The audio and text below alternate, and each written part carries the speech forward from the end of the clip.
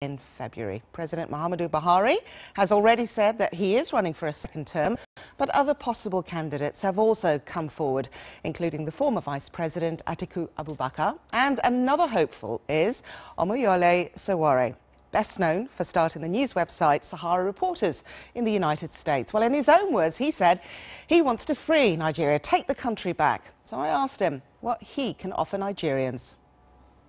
You should be expecting an African president. So I'm pitching to the entire African continent that it is time for young people in Nigeria to reclaim their country.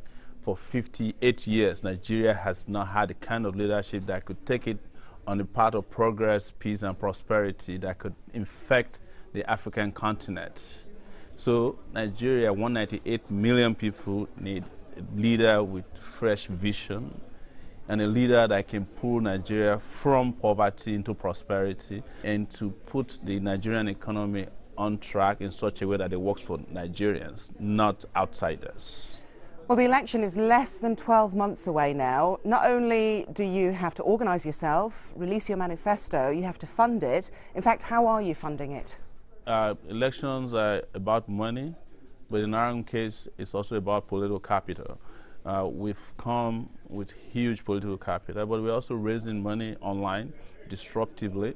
We've raised quite some money on GoFundMe, which is happening for the first time, and an African president is raising money from Nigerians all over the world in a transparent manner such that they can track it and they can own it.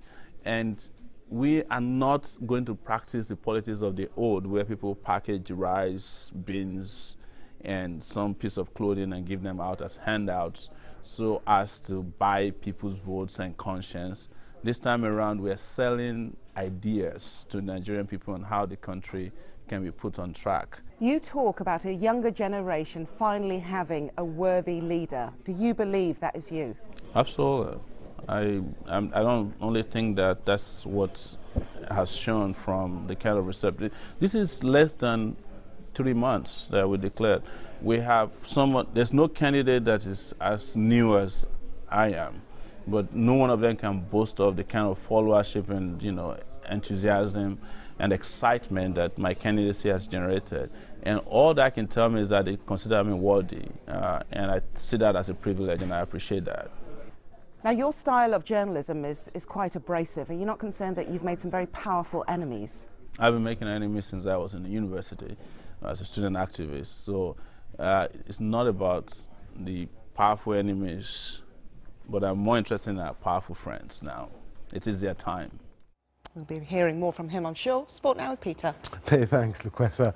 And let's start with reports reaching the BBC that the